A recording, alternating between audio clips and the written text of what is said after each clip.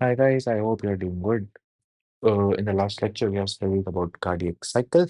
Okay, and a quick revision of cardiac cycle. जो मैंने आपको याद करने बोला, it is what it is. This is S1. Then you have isovolumic contraction. Then you have the click over here. Then यहाँ पे आता है the phase of rapid ejection. Then यहाँ पे आता है delayed ejection. Then you have a S2. Then you have isovolumic relaxation. Then you have a snap over here. Then you have a phase of passive filling, then you have active filling, then again you have SM. Yeah, this is important for you to know. पिछले lecture में मैंने बोला था कि अगर सब कुछ याद हो या ना हो बट ये याद होना चाहिए that's important for you. Now I will discuss about the volumes of heart. ठीक है, preload, stroke volume, what is ejection fraction इसमें डिस्कस करते हैं. देखो, let's start with this.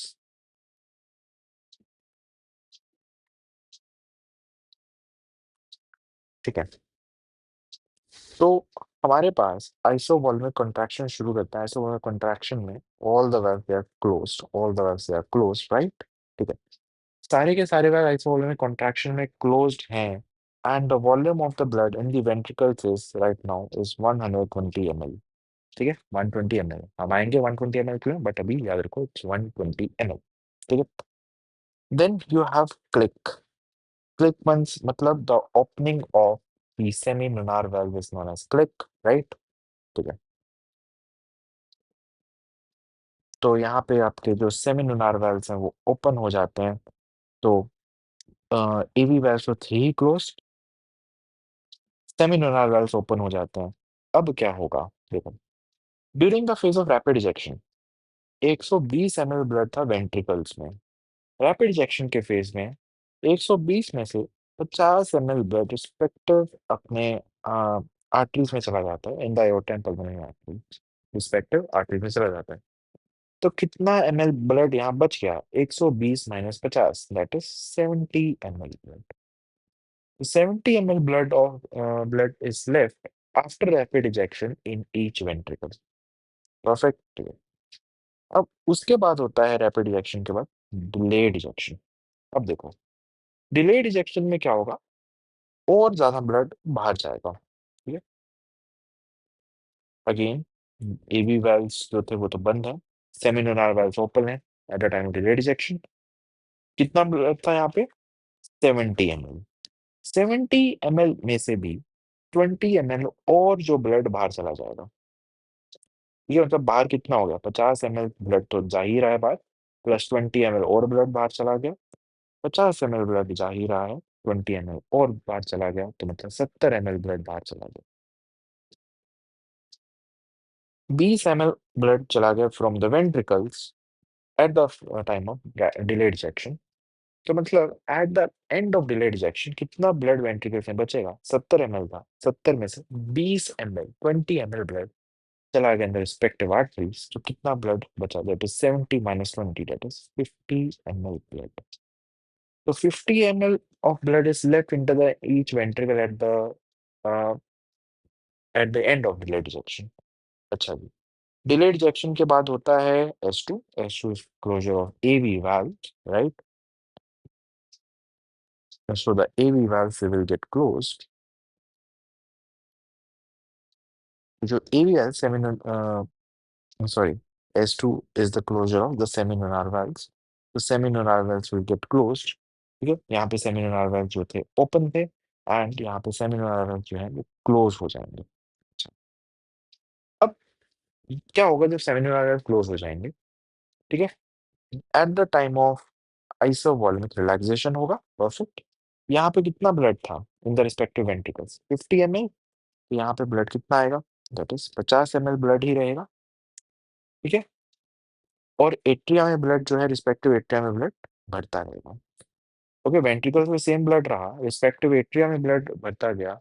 So this is the phase of isovolumic relaxation. Why isovolumic relaxation? क्योंकि दिख रहा है वॉल्यूम रिमेंस द सेम, 50 की 50 ही है, पहले भी 50 थी अब भी 50 ही है.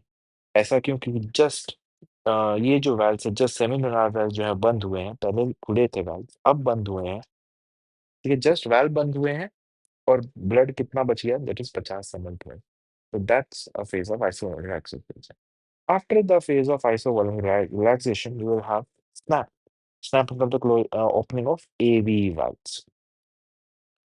अब AV valve जो है वो खुल जाएंगे। ठीक है, तो सेमिनोनार वेल्व तो बंद है ही। अब क्या होगा, आपके AV valve जो है खुल जाएंगे।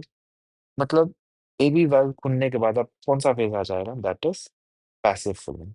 मतलब passive filling start. By the end of passive filling 50 ml blood जो था वेंट्रिकल्स में था ही, 50 ml ब्लड वेंट्रिकल्स में था ही, पर पैसिव फिलिंग से 60 ml ब्लड और वेंट्रिकल्स में आ जाता है फ्रॉम द एट्रिया। 60 ml और वेंट्रिकल में आ जाता है, तो 50 ml प्लस 60 ml कितना हो गया, 110 ml। मतलब by the end of passive filling 110 ml is in the each ventricles. कितना ब्लड, 110 ml। प्रेशर अब दोनों का इक्वेट हो गया। I told you when the pressure of the atria and the ventricle they equalize, now there is a need of active filling by atrial system. ठीक है, so यहाँ पे भी आपको लिखा है after passive filling you will have the phase of active filling, right. So यहाँ पे फेज आता है एक्टिव फिलिंग का। So let's see what happens in the active filling. Active filling में और जो बचा कुचा ब्लड एट्रिया से वेंट्रिकल में आ जाएगा। ये seminal arteries are still closed. 110 ml blood ventricles में था ऑलरेडी, 110 ml ब्लड वेंट्रिकल्स में था। एट्रिया से 10 ml ब्लड और आ जाएगा।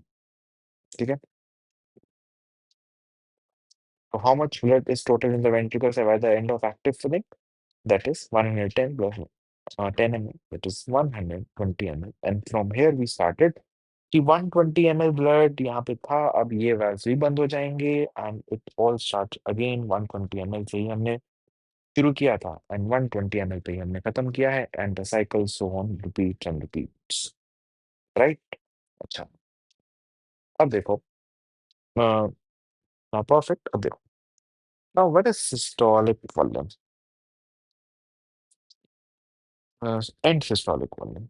And systolic volume is nothing but systole के बाद की वॉल्यूम। ठीक है, जैसे सिस्टली खत्म होती है, you know this is a phase of systole.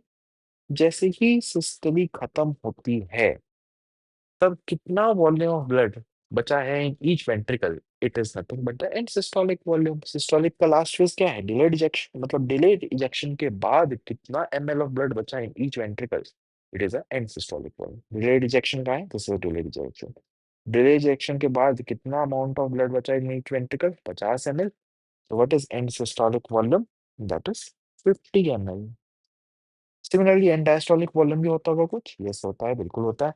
मतलब डायस्टोली के बाद, this is the phase of diastole, exactly.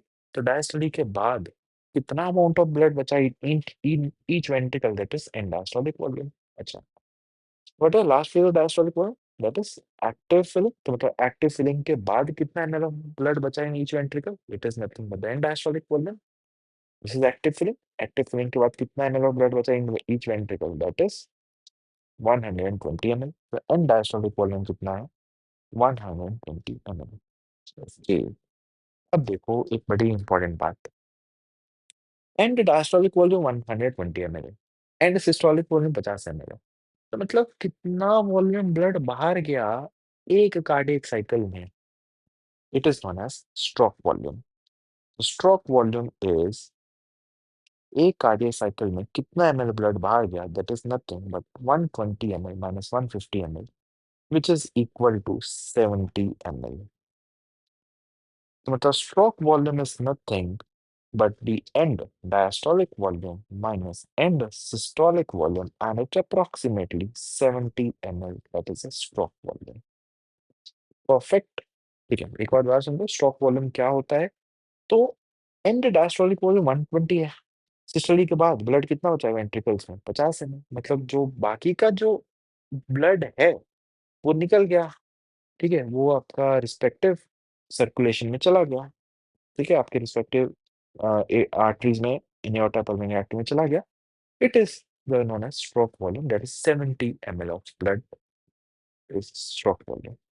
अब देखो, अब क्या हुआ यार, आपके टोटल हार्ट की जो कैपेसिटी है वो कितने की है? 120 ml की वेंट्रिकल्स की कैपेसिटी बोल रहा हूँ, 120 ml की है। बट केवल केवल 70 ml ऑफ ब्लड बाहर बचा है, मतलब बाहर गया है, मतलब ठीक है। आपकी वेंट्रिकल कैपेसिटी कितनी है? 120 ml की। उसमें से सिर्फ और सिर्फ 70 ml ऑफ ब्लड बाहर गया है, मतलब वेंट्रिकल्स में कुछ ना कुछ ब्लड बचता ही है। That's what I told you in the previous lecture, कि वेंट्रिकल्स कभी भी, आपका जो हार्ट है कभी भी खाली नहीं रहता है, उसमें ब्लड भरा रहता ही है। ठीक है। Now this is measured by something known as ejection fraction. मतलब कि टोटल कैपेसिटी कितने वेंट्रिकल्स की? 120 ml। 120 ml में से केवल 70 ml ब्लड ही सर्कुलेशन में आ रहा है। तो मतलब इजेक्शन फ्रैक्शन कितना हो गया? 70 by 120 into 100 which is equal to 58%। और हम इसे राउंड अबाउट करके बोलते हैं ejection fraction that is equal to 60%। Again one more important figure. ठीक है। तो इजेक्शन फ्रैक्शन क्या है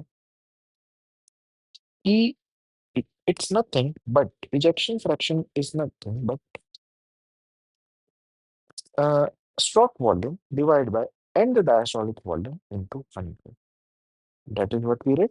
That is where the stroke volume divided by end diastolic volume into 100, that is ejection fraction. मतलब आपके वेंट्रिकल्स की टोटल कैपेसिटी में से, मतलब एंड डायस्टोलिक वॉल्यूम में से कितना एमएल ऑफ ब्लड बाहर निकल रहा है actually, that is your ejection fraction and it's near about 60%। Right. अच्छा। Now what is one more thing, that is cardiac output. Cardiac output क्या होता है? अब ये तो है नहीं कि आपका हार्ट 1 मिनट में एक ही बार कॉन्ट्रैक्ट कर रहा है। भाई आपका हार्ट 1 मिनट में बहुत बार आप हार्ट बीट जो है कॉन्ट्रैक्ट करते हैं, which is measured by heart rate. ठीक है। कितना होता है नॉर्मल हार्ट रेट? 60 to 100 होता है नॉर्मल हार्ट रेट। परफेक्ट। ठीक है। So cardiac output is nothing but the heart rate into the stroke volume. मतलब 1 मिनट में, 1 मिनट में कितना अमाउंट ऑफ ब्लड इफेक्टिवली आपके सर्कुलेशन में जा रहा है, 1 मिनट में कितना इफेक्ट ऑफ ब्लड हर आर्टरी में से, इन ईच आर्टरी जा रहा है in circulation, that is what is known as a cardiac output. 1 minute में। अगर आप, if you are talking about single cardiac cycle, it is a stroke volume 70 ml. But if you talk about the uh, in 1 minute, it is known as the cardiac output। मतलब 1 minute में कितना ml of blood जो है वो आपके systemic circulation में जा रहा है, that is cardiac output. Perfect. So far so good. So we have end systolic volume 50 and diastolic volume that is 120. Stroke volume is nothing but this uh, that is दोनों को subtract करेंगे, stroke volume and ejection fraction is systolic volume divided by end diastolic volume into 100, which is normal is near about 60%. और आगे काम आएगा when we study about the heart failure. We have something known as heart failure with reduced ejection fraction. We have something known as heart failure with preserved ejection fraction.